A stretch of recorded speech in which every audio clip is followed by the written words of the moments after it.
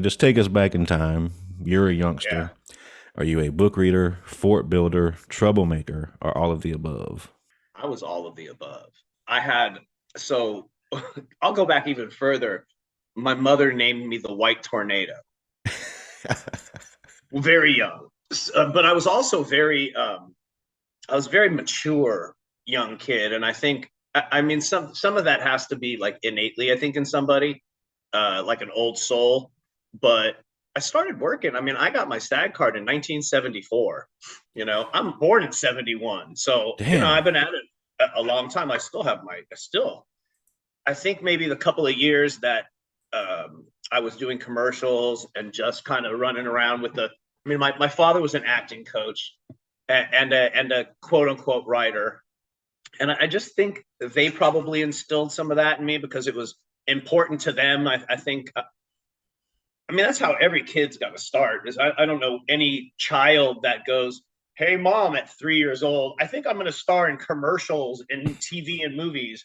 It's always the parents. It's always the parents either had a failed dream or they had, somebody saw you or one of those stories. And you have to make the decision whether you like it or not, or whether you have, a knack for it. And evidently I did, but I was like a little man. So when, that was my other nickname when I started Battlestar Galactica at 6. They called me the 40-year-old midget. On a set, people are cussing, and there's the grips and light department and people swearing, and so you'd hear 40-year-old midget on the set, and some people would stop cussing around me, and they'd be like, they'd watch their manners a little more. So, So I know your dad was an acting teacher and an actor. Was your mom in the business as well? well, my mom managed talent for my probably, I don't know when she started, late teens, or probably around the time when I was maybe 13, 14, after the Never Ending Story. She started uh, through me, started handling people, either friends that I knew or she had she had a couple of really good clients that still worked. That I just saw just passed recently our friend Denise Downs. My mom handled her, like started her career. There's a couple people my mom started a couple of careers. But I yeah, I don't know how long she did that for, but she did it for Gotcha. a good spill. Gotcha. So when it comes to formative films and TV shows that you grew up on yourself, what comes to mind? TV shows. Oh man, I loved like the $6 Million Man, and you know, I'm a sucker for kung fu movies. So we used to have Quentin Tarantino owns our movie theater where like I grew up going, and the Beverly at the Beverly is, I guess he calls it the New Beverly now or something. Kind of baller. You could just no, I don't. It's like he reminds me of Cartman with when he gets the theme park. You know what I Yeah, mean? He's yeah, like, yeah, nobody's coming. But you could do that. You could just be like, no, I'm just gonna watch my own movie tonight. It's kind of. So we used to go. I think it was like 75 cents on Sunday. You could go see two kung fu movies and cartoons in between. So that Damn. was like, let's see what else. Speed Racer was like my other jam. Mm, I didn't get a lot of. I got cartoons, but my mom was kind of weird about what I watched, which I guess rightfully so to an extent. My dad was a right. little more lenient, but then again, they had really weird movie taste. Like I got to see Alien when it came out, which was like 70. I was like 6 or 7 at the most. That's like That's a pretty serious movie.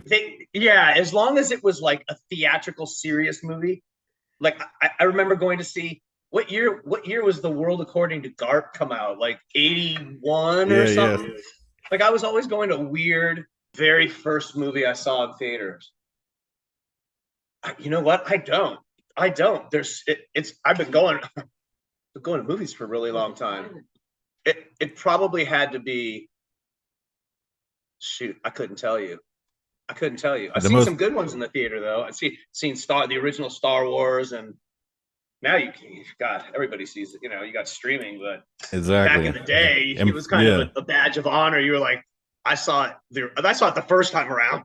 yeah. And Star Wars was at the theater for a year. That's unheard of. That will never Yeah, happen again. no, that's and the line, like that's what I miss. Like I miss going. So we have like, you know how you have like your neighbor, you know, every like city's got. We had Westwood, we got Hollywood. So you could go to Hollywood or you could go to Westwood. Westwood is where like UCLA is at, so it's a little, it's not so rugged, right? uh, so we would go there, and Friday, Saturday night, you'd have like Friday the 13th opening, midnight show. You beg the parents, you know, they let you stay, you go. There was a line and people screaming and hollering, you know what I mean? And then you'd get in there and people like bottles you'd hear rolling down, then people talking and yelling, "Don't go in there!" Like, you know, that's the way a movie experience should be. Right. I don't know if I haven't been to one in a long time, so I don't know if audiences really appreciate that stuff anymore. I know they have like chairs that shake and kind of do that whole thing, which I don't know if I just think all that shit takes away from the movie. You Right. know, like I just think movies now need all those bells and whistles for people just to sit through. And I think a part of it was, back in the day, you could be waiting 6 months to a year before that you could see that movie again. And now you wait a couple weeks and it's on some streaming service. Yeah, we're all fat and gluttonous and lazy, We need it now. and you So, know everything's, you know, tick tick. exactly, So man. I haven't been to a movie in, I don't even know, maybe going on 6 years, something like that. It was right before the pandemic. Man, I'm just not a fan of. I'm not a Marvel fan really. Like one or two X-Men are my, I say my wife's gay husband. He'll be mad I just said that. he, they like he produced like the Transformer and X-Men movie, and so like I've seen a couple of those. Like I saw the first Transformers. I have to see the new one, but I don't see a lot of that stuff. So like I might watch it. We'll put it on while we're doing stuff in the house, maybe, you know. So I'm just not. I like movies. Like to me, those are like adult cartoons, kind of on steroids. Agreed. You know, I you agree could with put you. a toddler, you know, in front of that, and you could go do your chores and stuff or whatever you got to do, and he'd be engrossed. That's kind of how I feel. Is they just kind of put all us people on a little blanket, and it's like a big cartoon to me. It You is. know, Yeah. which if I'm gonna watch cartoons, it's South Park or it's Mr. Pickles or you know, Mama call me sheriff or something like that, you know. Right. I always go back to what I grew up on, man. I'll watch a horror movie I've seen 20 times over something new. It's just how Oh, I am. all day long. And do. I mean, there's some good ones. I'm a big horror fan. I like some of the stuff coming out. Like our buddy does the Terrifiers. It's pretty. We like Oh yeah, Damien. yeah, yeah, yeah. He's I like what he did with the second one even. Uh, and you got another delivery, babe. But a lot of them are. It seems like you got super cheese, or you have like big budget, and then they kind of fall short to me. Like yeah, there's just it doesn't seem like there's a happy Yeah, middle. there's Like no there's middle ground whatsoever. a middle Yeah. ground with these with horror movies like before. Like you could, man, like I mean I grew up with like blood sucking freaks and driller killer, and you know what I mean. The Like Exorcist. oh, oh man, that's a crazy story. Great, actually, yeah. I can't even tell that on the. I can't just William, the director, just passed Yeah, last he week, just passed. and he was an interesting dude. I'm I don't know how through different channels, and I know a lot about him. Maybe a lot that people don't know, just because of I just know weird people from all man. Like my best friend growing up, and up until you know, I mean, for like 20 years, was a plasterer. You know what I mean? Mm. But like, if you knew who this dude knew, it would sizzle your brain. Like it just didn't make any sense. Like he, you know, Alec Baldwin would call him, or you know, like, and he just yeah, and he'd hang the phone up, like you know what I mean. I'm trying to figure out how to write something loosely based on him because that's kind of what I've been doing since the pandemic hit, and I was like, I don't want to sit in my house anymore. Let me go. So I moved to Vegas for a couple years. I just started writing. Like I just locked myself in the house because you know not too much. It's hot as shit in Vegas, and oh, dude, it was like the day I moved, it was 113 or 114, and I rolled up at like I was like 10 in the morning. And at that time, it was 113. It's just me and the dogs and a U-Haul. this is how many people were getting out of Dodge. I called U-Haul at like 4 in the morning. I had some stuff go down with my neighbor, and I was like, "No, I'm just. This is my decision. I'm going." Hour, he put me on hold. He goes, "Dude, I got you the last U-Haul in California." Shit. He goes, "Door doesn't go down. There's graffiti on it." I go, "Sold, brother. I'm getting the hell out." And I split, but that's how many people were like, "Fuck this, I'm out of here." And more. I mean, it's so bad that if you go to look for an apartment in Vegas and they know you're from California, they either won't rent to you or they'll triple the bill. Like, because Shit. so many people, yeah, it is nuts. What was my? Oh, so I look at the dogs. It was me and the dogs, and I go, what'd we do? Holy, it'd be a week and a half, 120 degrees. I moved there. I just started writing. I just kind of started writing. I don't feel, and I'm sure there's a lot of movies out there because there's a gazillion, not channels, but streaming platforms.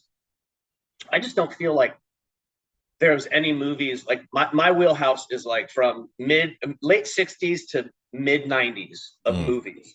You got Rockies, you got French Connections, you got all these amazing, but it doesn't feel like there's anything like that, or even anything remotely like gritty and real, and even something that like Narc. Narc was, I don't know if you saw Narc. Narc was great. The Jason Patric movie with Ray Liotta. Yeah, yeah, The way yeah. it was shot and grainy, and I think that was I forgot what director. But that's kind of like, it doesn't have to be drama because my wife's a ham. She doesn't stop talking shit. Um, she's really funny and super like her brain works really. It's quirky. We got I got a couple sitcoms that she came up with actually, which we're gonna try to either get sold or produce ourselves in the next year. We're just working on them. So that's kind of what I started doing is I just started writing shit that I want to see. Right. To your own self, be true type of deal. Where people resonate when you're just honest and authentic. There's something about it that people are attracted to because Yeah. I don't know, maybe because nobody really fucking is. It's really hard to be honest and authentic. And I guess with an artist, they're like bearing your soul is that's their authenticity. When you get older, like I got to leave space for important shit. So like little stuff like names, I don't even bother anymore, or places. So somebody will ask me, where were you last week? I go, Kansas, Nebraska.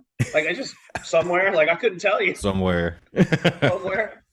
There's like a country blues singer that I really like, William Elliott Whitmore. There's a couple of songs I want to try to option in this movie. I'm trying to do my rewrites right now, so I can get ready to start gearing up for a shoot. Because my crazy ass buddy talked me into directing this. So I had written it. I mean, I wrote it on like not even a whim. I ate 1,000 milligram cookie, which is a lot. Yeah, yeah, it is. When I kind of fuck it, it's a pandemic. Yeah, yeah. When I kind of sobered up, I read this notes I had, and I had 2 synopses written out. And one was for this movie called Parting Seas, and another was Off the Rails. And so I sent him to a buddy, and he was like, "Who wrote this?" And I was all, I go, "Yeah, I did." He goes, "You wrote a coming of age movie?" I was like, "Yep." He was like, "Who are you, dude?" Because I'm usually kind of a dark, doomy, gloomy kind of, maybe not thriller, but like film noir kind of guy, Yeah. like that vibe. And so I told another friend about it in England, and he goes, "Oh, you're directing." Every time I tell it, I can't. People cry. I'm friends with Two Pistols, and when we had met, I had another deal. We were talking to him about something else, and movies came up and writing came up, and I gave him a loose pitch. And you know him, he's like grilled up and he's all iced out, and he had 2 homies with him, and they were all G'd up and iced out, and they were all crying, and they had to get up, and they like ran out when I finished. They were all they ran out the room, and my wife's best friend, when I told her, she's like, "Oh, I want to hear." I go, "Oh, you don't want to hear it." She's like, "No, trust me." tears. She's like, "That's my story."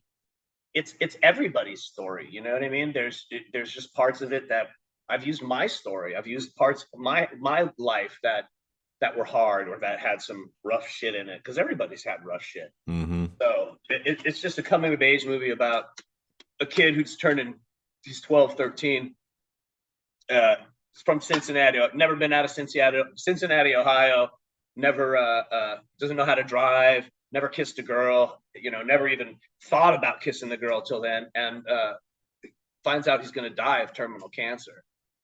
And he Wow. has some really absent, shitty mom, just this overbearing, horrible, like bitter woman, and the dad's like the beta absentee, and so he climbs out the window in the middle of the night with his dog, and he goes walking for the ocean, and that's his adventure. And these are all the people that he meets on the way to the ocean that teach him how to love and teach him how to drive and teach him what being a man is and what hate is.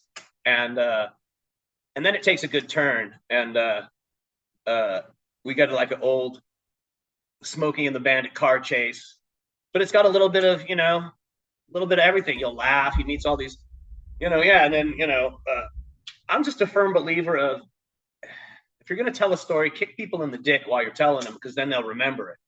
Right. And either emotionally, either with your action, either with, I'm not a big camera moving guy, like I like handheld too, but like I don't like how they shoot and they intentionally make things shaky or they cut 10 million times. I'm a fan of like, let the scene take place, let it happen. And then, the camera movement should come from the cameraman running with the camera or moving. So that's kind of like, yeah, that's a very loose, I tell a much in-depth one, but yeah, that's kind of just a very loose, broad of that. So yeah, he was like, "You're gonna direct it." I was like, get out, I'm not doing nothing. I just want to write. He was like, "Dude," he was like, "This is it." And he's a stunt coordinator, so he's gonna do all the stunts, and we're gonna put everything together that way. We're just gonna have a bunch of my friends, That's the best way families to in do it. special effects. Yeah, families in special effects, business, and most of my friends. So like they're gonna do whatever effects. My boy Spencer's, he's a first unit director and a stunt coordinator. So we just kind of, I'm going to surround myself with people that know a lot more than I do, that I can trust, that I can work with the actors, I can get out of them what I need, and and hopefully I don't fuck up too bad. I was joking. I go, it's either going to be great, and people will be like, "Oh, kudos," or I'm going to fail like horribly and spectacularly, and I'll be on like TMZ with Bam Margera Oh no. or something. Well, either way, it should be fun, right? Yeah. So Noah, just to back up, this is something I like to ask everyone because you just Yeah. never know. What scared you when you were a kid? Uh, I used to sleep like this for a while. Scared of I had vampires? a, yeah. So I just, Dick, you just made me think of that. It's funny. Yeah, when I was really, really, really, maybe between 4 and 6, or I don't know what I saw, but it was vampire related. And knowing my parents, you know what it had to have been. I want to say that Frank Langella's Dracula, Mm. the one with Laurence Olivier, was that one is one of my favorite vampire movies. Incredible, if you've seen it. Yeah, yeah. I think it was that one, because that's an early set. I mean, I love them all. I'm a big like I'm a Creature of the Black Lagoon is my personal favorite, but Hey, that's a uh, good one. and they haven't screwed it up yet. They haven't remade it. I know No, they're probably they working. haven't. It's not really like Dracula, Frankenstein, Wolfman. It doesn't. Right. It's not in circulation like the other ones are. I know, which is great. Yeah. Kind of something I'm like, shh, don't tell anybody. So you started acting real early on, like you said. You had your Yeah, SAG card when you were 3. What really young. about martial arts? When did that interest arise?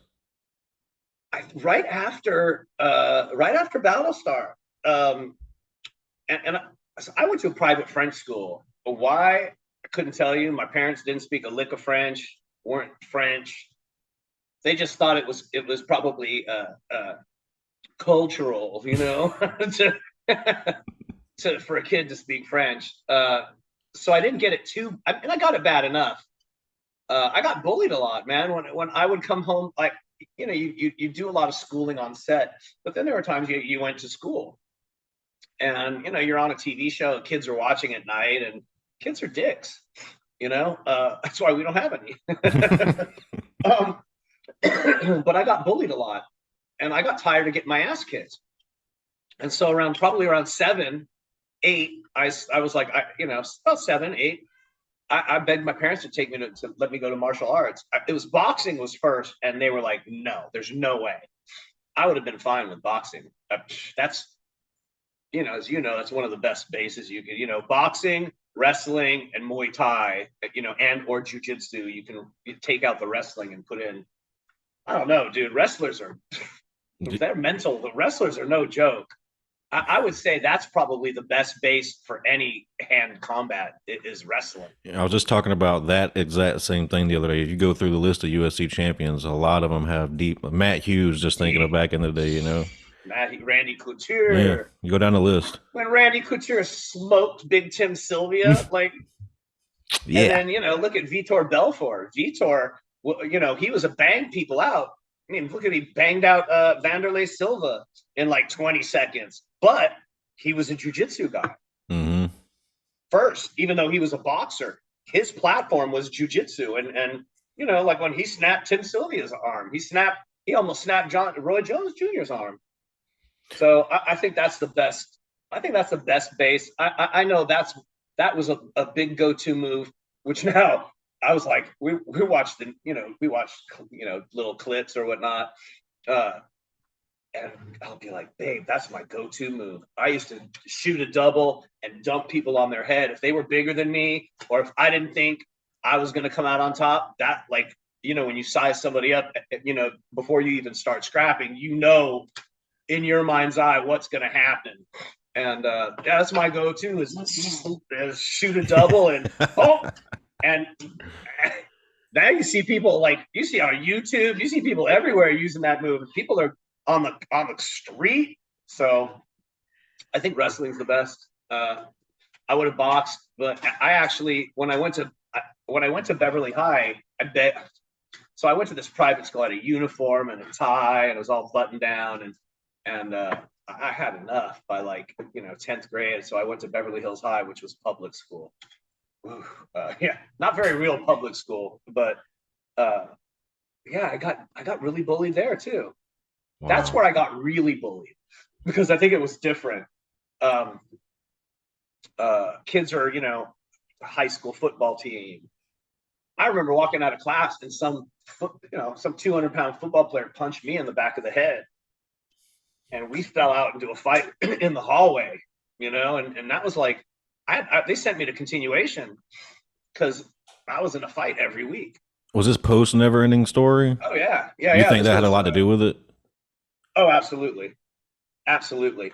Plus, I mean, I was like 15, 14, 15 when I went to Beverly High. 15. That's an awkward age anyway. Yeah.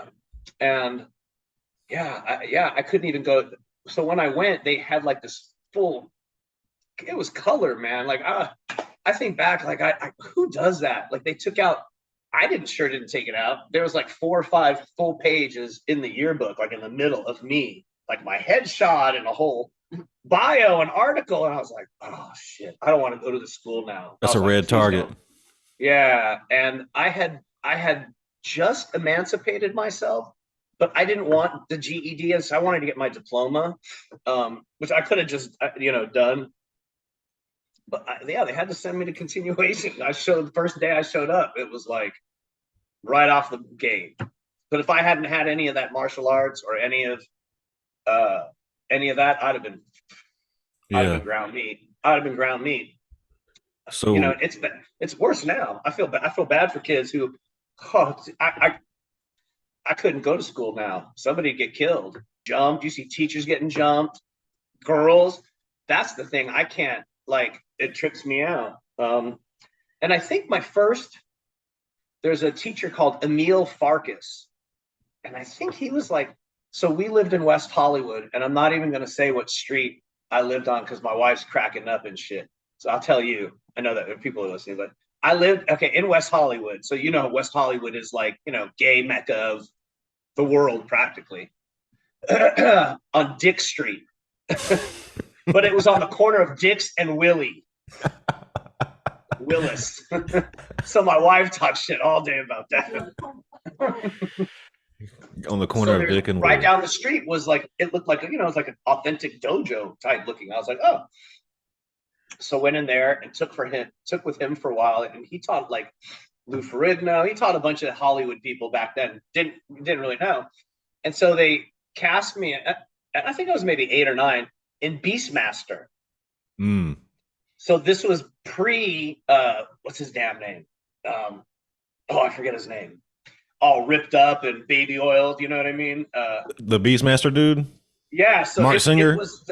Yeah, that's right. That's right. Singer, Mark Singer. Yep. So they were supposed to be a little kid with the two ferrets who spoke. They understood me, and I thought it was a lot cuter than they got some. But I get why they got the big. Conan had just come Yeah, out. exactly. So we trained for like a month and a half, and they had me. They were paying for different lessons and swords and all this crap. And then literally like 2 days before we're supposed to, we had a shooting date and scripts and all that. They shit canned me, and they Damn. got Mark Singer. So I'm in an elevator at a convention, and I look over, and he's standing there, and he's a big dude. Yeah. And I go, hey, I go, told him the quick story, like real quick, and he just looked at me like he kind of grunted. He didn't even really say anything. I don't. Damn. Yeah, I wish there was something, just nothing. He just was all, yeah. I don't know. Yeah, I mean, that kind of started my, and I found Bruce Lee right away. Around those times, and who wasn't if you're between 30 and whatever, who wasn't influenced by Bruce Lee, and Sonny Chiba was another one of my favorites growing up. Who I got to work with in Sushi Girl. That's how they actually got me to start working again. Was I was living in Amsterdam, and I had been out of the business for I don't know, maybe 10 years. Yeah, something like that, like 10 years. Just my back was fucked. I broke it on a movie. Long story, and backs are you mess your back up, and normally you're proper fucked. Yeah. Uh, so I just was doing my thing and living in Amsterdam, and I get an email like it's like 2 or 3 in the morning. Hey, we have this little low budget movie with Mark Hamill and Tony Todd and Sonny Chiba. We've got a couple of good scenes with Sonny Chiba with you. I was like, okay, so I hit him up because normally I'd have been like, nah, which I did. I feel so bad too. We're gonna have to talk about it because my buddy works with the RZA. Uh,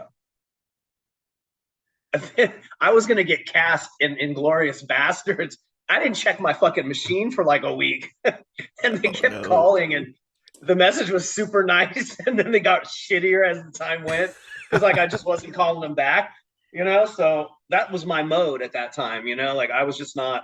You're I didn't done. really. Yeah, I wasn't in it, so I go Sonny Chiba. Okay, well you got me interested, and they shot me over a couple pages and told me what it was about, and I was like, yeah, cool. And that's how I got. That's how I came back to. I started working after quite a while. Was Sonny Chiba. Damn. We go to dinners and hang out. That's one of my. That to me is rad. And you got Sonny Chiba taking you to taking you to sushi, and With the never ending story, do you remember that being a typical audition? Was it a right place, right time nah, situation? not at all. I mean, who am I to say what right place and right time? It took. I auditioned for a year with two different directors. 15 interviews between auditions, readings, directors, producers. Yeah, I probably had 15, but they had a different director. I don't know who it was. I probably find out.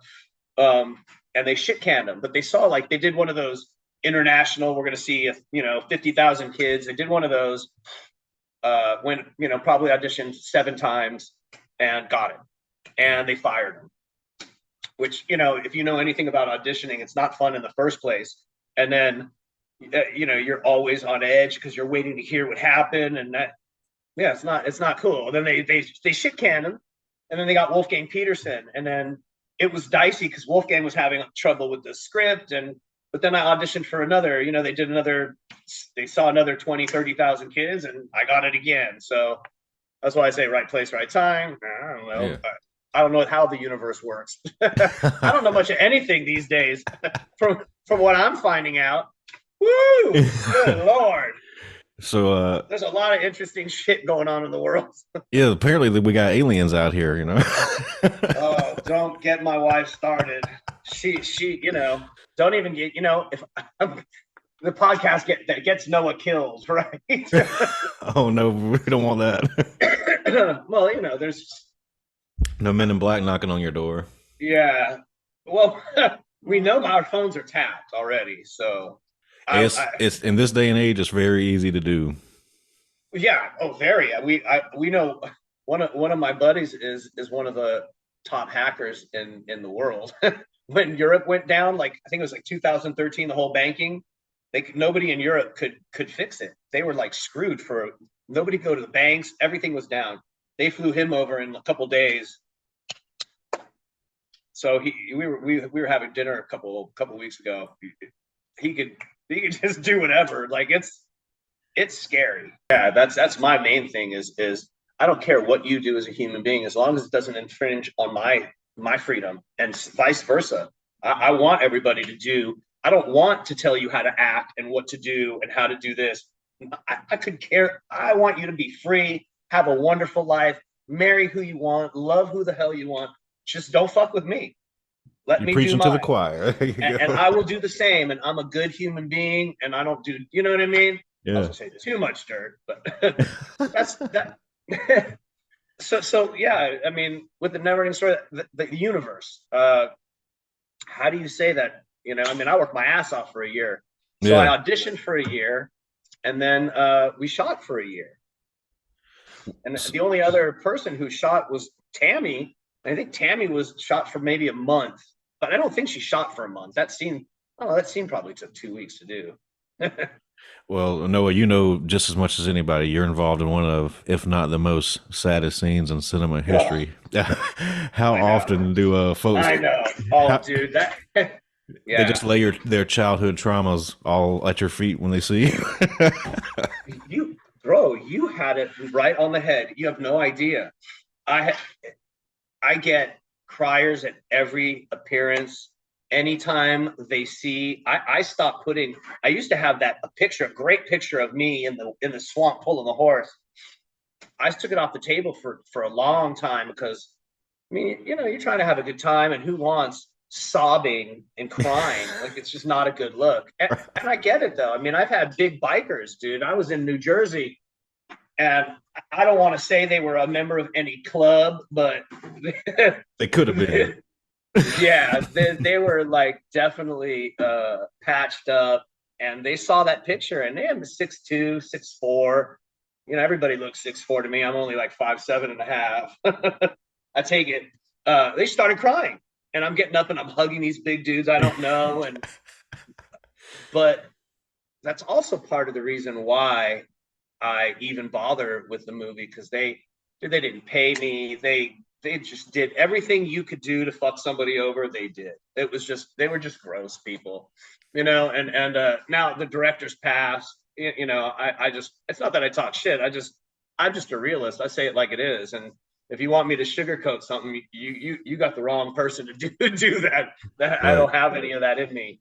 Um, yeah, they blackmailed. They did everything you can fucking do. They did.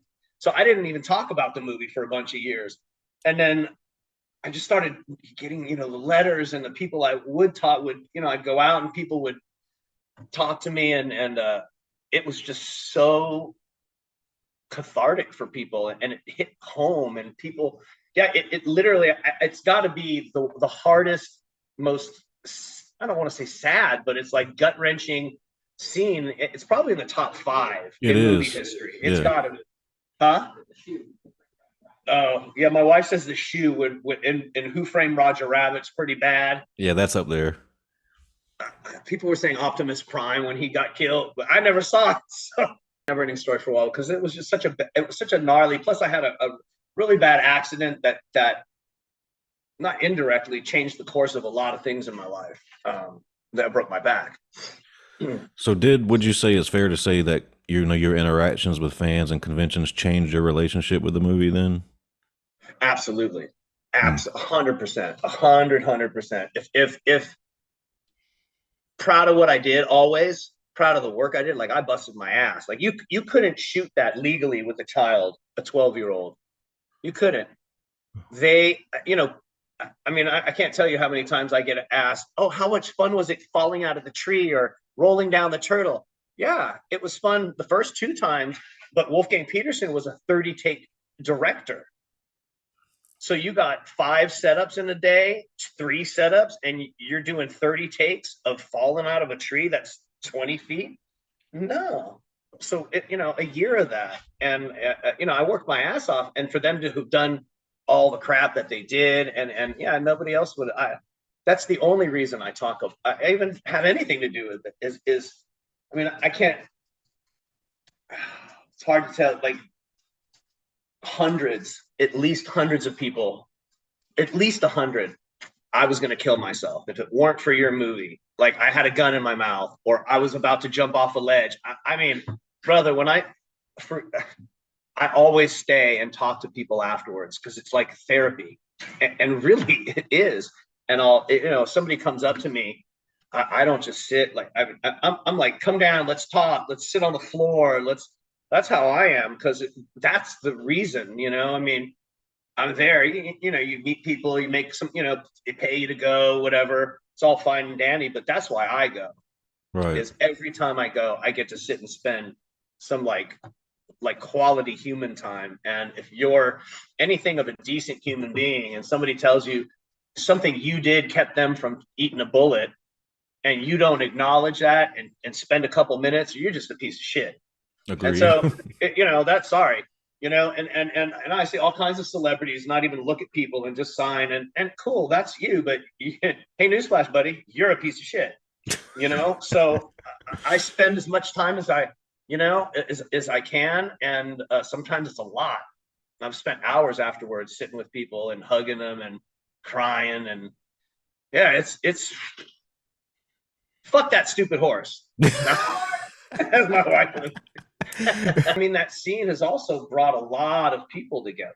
It It's has. crazy in a roundabout way. So I started putting it out on my table when I go do a signing or do whatever. And people have been like picking that one to sign a lot. And I think they're like meeting me, and people are, people tell stories, and I think people are putting a new spin on it for themselves. Because yeah, everybody I know that's ever seen it is traumatized by that damn scene. But we shot that. It took that 3 fucking weeks to shoot that scene, that one scene, not the whole swamps, just that scene. What was the issue? Dude, Was it the moving horse? parts. They had a hydraulic lift. They had the horse. They had 32 takes with every shot. You know what I mean? It was cold. You had to match every shot in continuity. So I'm jumping in the water to save the horse, but then you got to match it, and then you got to match the splatters, and it was miserable. Hi, mom, my little dog. Uh I got a oh. 14-year-old Chihuahua, and we have a pit bull that we rescued at the beginning of the year. He rescued us. Uh, How I old had is he? lost my. He's got to be 3. He's young. I had a dog. I had a French bulldog I had for 14 years that I lost about 2 years ago. Uh, and I lost my parents in the same month. And it was my 50th birthday. I lost both parents and my dog, my service dog of Fuck. 14 years. So I got kicked in the dick that month. Rough month. Yeah, rough month. And then met my wife the same month too, though. So the wife saved me. Balances. I've lived all over the world. I had to go to Vegas to meet my wife. So like December, January, she takes our little one out. It's like 4:30 in the morning. It's drizzling, or it's raining. Takes her outside to go pee. We're night owls. And she goes, "Babe, come in here." Well, come out here. Sorry. And I go out, and there's just pit bull sitting in the rain. And I go, okay, I don't know it. I've had my first dog was a wolf hybrid, so Mm. I've been around big dogs my whole life. So I go, okay, cool. If it's still there in 20, we'll put him in the garage, give him some food, see if we can't, do stuff in the morning. Go back out. I go, damn, I knew he was going to be there. Uh, so we brought him in, and he's never left. And he's a freeloader. Well, yeah, I know. I mean, you too. So so he's like service dog trained, evidently. Like somebody threw him away. Because there's things I do where I'll snap and he'll be right up next to me, or the minute I raise up my voice, even in laughter, he's in my lap. But the crazy thing was, it had to have been less than a week. I go to Kayla, hey baby, I think we should start looking for a dog. And I shit you not, within 3 or 4 days, that fool was outside my front door. He heard you. And he loves me. He does not like me to leave. He doesn't let me leave, but he's always with me. He throws like literally a temper tantrum if I try to split without him. So, my phone's being tapped and somebody let a dog out. It all rolls into one. Well, I wrote a pilot for a TV show that's got it's about special forces, and I got a lot of special force buddy. I had a couple when I started it, but as I started talking to people and developing it, I met a couple other ones, and then for a year it seemed like everywhere I went, I met a general. I'm not going to say any names. A general found me out, and kind of we got to be friends, and all of a sudden everywhere I went there were like special forces dudes at everything I went to, and I was like, this is kind of strange. And he made a joke once, and he was like, oh, we were just bullshitting. He was like, yeah, your phones are tapped anyways. And then he just kept talking, and I went, okay, back up. And he was like, no, but really, no, but joke. And I was like, well, the guy's a general, and the guy, I don't know what he works in is it'd be real easy for him to do it. Well, yeah, so I already know they are. So we don't have any secrets in our house.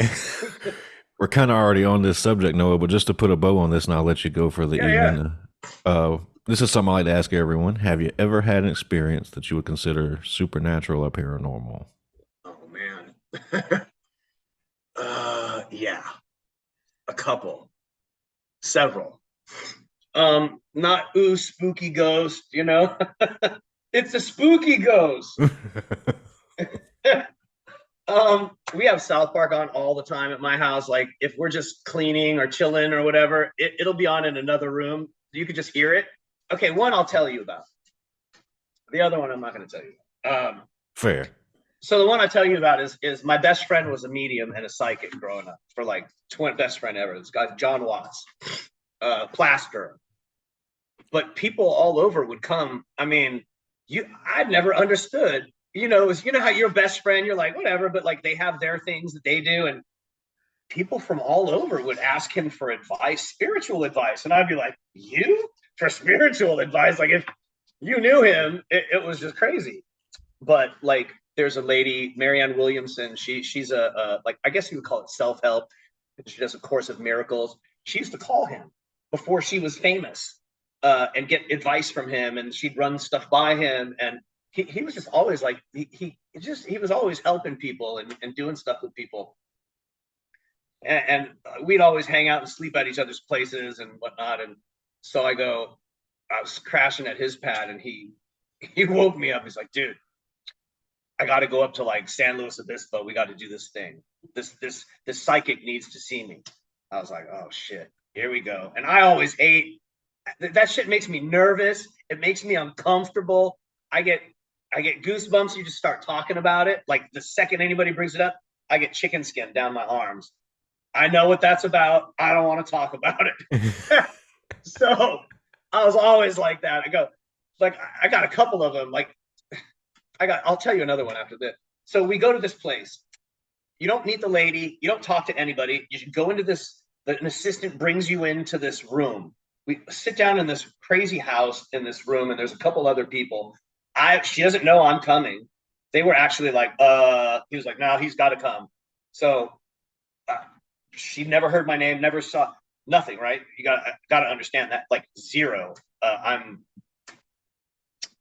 finally, about half hour we sitting there. I'm like, oh, this is going to be tables floating. And she comes out and she sits down, and I'm kind of over to the left, and she goes, "You, Noah, you need to write. That's all. That's your calling." And that's all she said. And I was all, and she didn't even talk to my buddy. He was pissed. He was like, "What the fuck?" For like 3 hours on the ride home, he was like, "Mother, what the? All this way, that was for you. See how that works? That was your message. They told me I had to go, and I brought your ass." So that was one of them. And then another one, he woke me up. I was sleeping on his couch, and he got some thing he got in his head, and he goes, "Get in the car." And I was like, "Shit." All right, we go in the car, truck. We drive out in the middle of the desert. We're in the middle, like by Palm Springs or whatever, and he stops in the middle of the desert, and he found a baby in the desert in a garbage pile. Whoa. Yeah. So, yeah. That Those are a definitely couple of counts. my. Yeah. Shit. They're not like ooh spooky ghosts, but Right, and that's what I tell uh, people when I ask the question. Usually people think, "Oh, ghosts," but that's not all the things I consider paranormal. It could be many yeah. other things, No, you know. no. Any type of. Yeah, I always. What was that Leonard Nimoy show back in the Yeah. day? I used to Ah, watch shit. that. I Yeah, know yeah. what You you're know what I'm talking. talking about, Yeah, I though. can't think of the name, but yeah, I know And what they you're do talking the about. Bermuda triangles, and they Mm. always like spooky shit. In I search always like of, in that. search In of, search of. yeah, It was yeah, just in search of, and it was. So I haven't. I've had a bunch like that. I just don't. I don't really talk about them because I don't. It, I just think certain things you leave that way. right, right, You know what I understood. mean? So, Well, Noah, it's been a pleasure chatting with you, man. Just to put a oh bow on man, everything here, and we'll just wrap my up. pleasure. Kind of had diarrhea of the mouth. Had a little coffee. That's what Ready this to is go. for. I Get mean, get a workout in right now when we're done. Try to stay walking and moving. so just tell folks what's on the horizon for you to put a bow on everything here. Oh man, so yeah, it looks like I'm going to direct a movie this year. It'll probably, I don't know, come out 2025 or some, if we're all alive and well. Um, yeah, so I'm just writing and directing. I mean, we've got a couple. I got a couple TV shows that we're working on the scripts. I've got a couple movies. We're just. I can only write so much, and I'm not like a trained, like a professional writer, but I am. So it takes me a little longer sometimes to get things, and I'm a little ADHD, so I try to work on 4 or 5 scripts at a time. I don't know if that's good or not, but yeah, just I got some movies coming.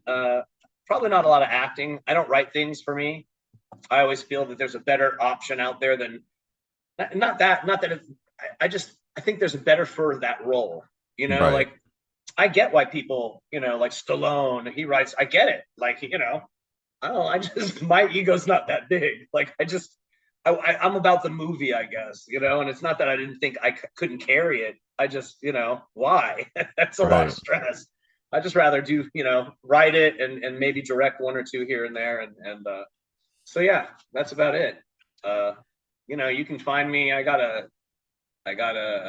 do appearances, all over the place. Like yeah, I got a website, noahlhathaway.com, and yeah, my my crazy wife does. She's got T-shirts and stuff like that. Like she got one that says Save our tax, right? "Save our tax, right Atreyu." Yeah, I saw that one.